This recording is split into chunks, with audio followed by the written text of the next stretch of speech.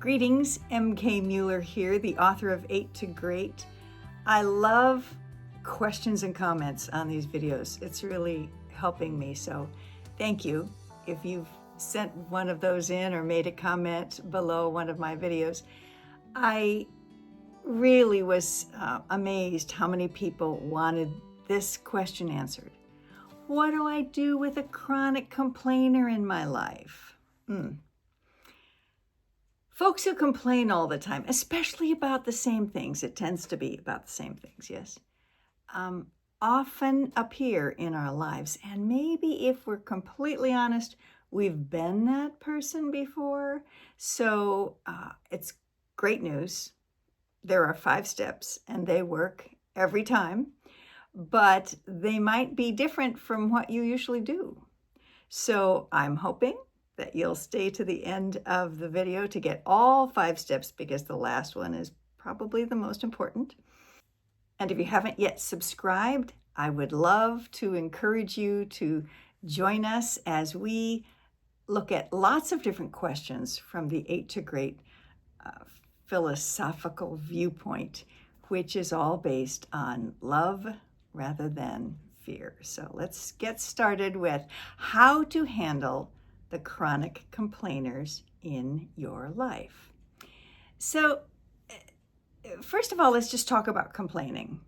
Complaining is absolutely natural. It's not a negative thing. It's just something that kind of erupts out of us when we realize that we're uncomfortable or unhappy about a situation. Goodness gracious, we couldn't make any changes in our lives if we didn't admit to ourselves, wait a minute, this isn't working for me anymore. And sometimes it has been working for you for a long time, and then all of a sudden it's not.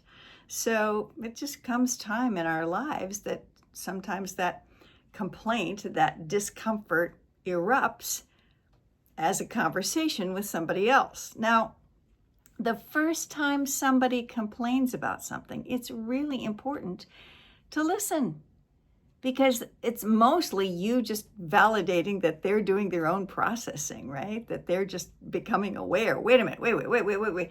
This job isn't a good fit for me anymore. Wait. This car, it's just, I've had it long enough. I'm tired of fixing it and spending all the time. Okay, so whatever it is, okay. So the first time that somebody complains about something, again, it's really important just to listen.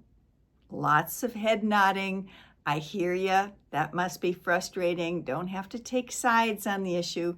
Just letting them hear themselves be uncomfortable with what's happening or the way things are going. Easy, right? What's not so easy is realizing that the first time happened a long time ago, and now you're kind of stuck with them in this revolving loop of complaining about the same thing. So in these 5 steps, what's crucial is that you pretend, the next time they complain about it, pretend it's the first time. Because maybe no one has ever validated their feelings about the issue, and maybe once somebody does say, I can understand how frustrating that must be. Oh, and all of a sudden, they get empowered to make a change. So again, even if they've been talking about this for weeks or months or years, next time you hear them complain about something, pretend like it's the first time. Okay, that's step number 1. Step number 2 is, if you hear it again, let's say it's a week later, 2 weeks later, or the next day, after you have validated their feelings the first time, the second time it's, oh, that's still an issue? So this is a pattern? Oh, yes, they'll say that. Oh, yeah, it happens. Okay. So, yeah, what's the deal here for what you can do? I mean, you're going to have to break that pattern, right? And obviously they're not breaking the pattern. So have you thought of something you could do differently in this situation? Now, sometimes they'll say, oh, nothing I do would change anything. I might say, well, that might be true and it might not be. I mean, how will you know if you don't try, right? How will you know if you don't experiment a little? So again, the second step is let them know it's a repeat. If they say, well, I can't think of anything different to do, then it's step 3. Oh, well, I have some thoughts. I mean, would you like a couple suggestions? Now, if they say no, you are dealing with somebody who doesn't want to change, and we'll get to that in step 5. But let's imagine that they are open to your thoughts. Well, I mean, I don't know, is there something I can do differently? Well, it's always really important to give at least 2, and better yet, 3 options for what they could do to change. Again, I'll give you some examples of this in just a minute. Number 4 is, if they bring it up again after you have brainstormed, you're simply going to ask a question. So, wow, it's still happening. Which one of the things we talked about did you implement? Which one of those did you do? You can imagine. The answer is usually, well, I didn't do any of them. Again, I'll get to the last step here in a couple minutes, but let me give you a couple of examples of how I coached some folks to use these steps and how successful they were. One story is about a woman who was volunteering for an organization that had weekly meetings, and she was cleaning, but it had been really a rainy season in that part of the Midwest. So she started to say, hey, please leave your shoes at the door.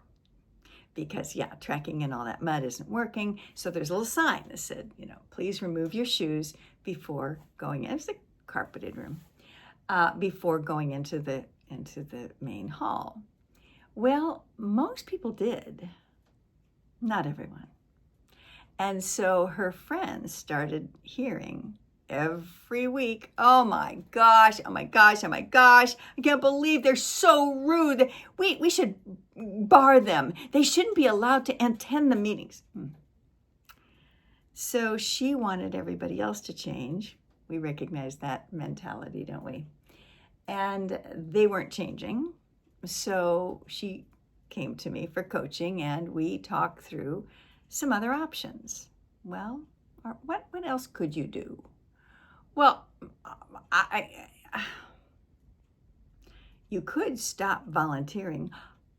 Oh, well, I guess I could. Have you ever sat down and had a conversation with her? Well, I don't think so. What's really important is the kind of conversation you have with her.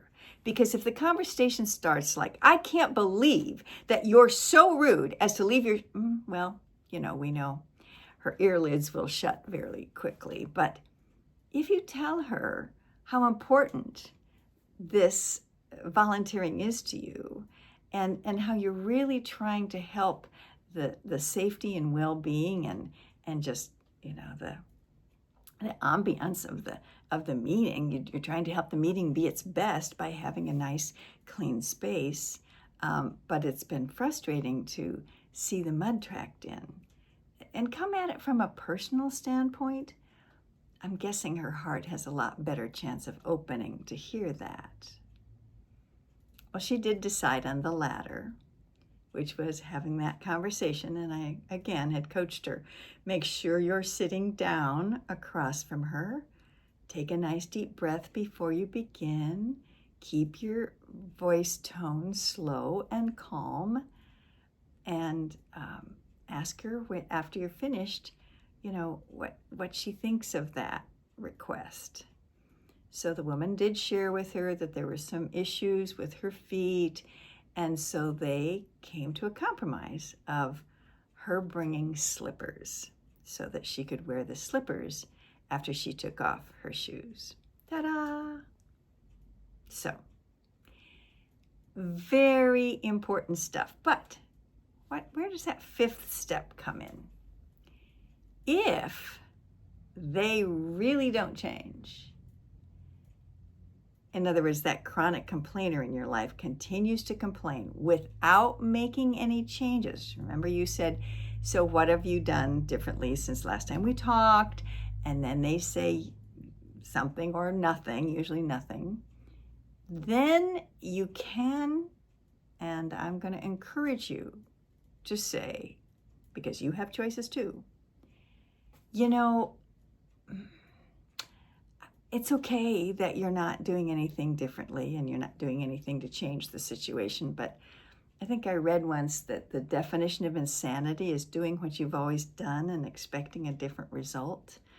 And that's kind of what it sounds like you're doing. So it's just hard for me to hear your frustration week after week. So I'm simply going to ask that we not talk about that topic. I mean, any other topic, cool, but just not that one, because I'm not really convinced that, you're all that serious about changing it, which is, again, fine. Make sense? You have to have boundaries if your relationships are going to work for you. Well, again, thank you for watching us. Thank you for subscribing. Thank you for your comments. We love those comments and questions. And I really appreciate that you want to live your best life and are open to hearing from 8 to Great and myself just how that can be done. So until next time.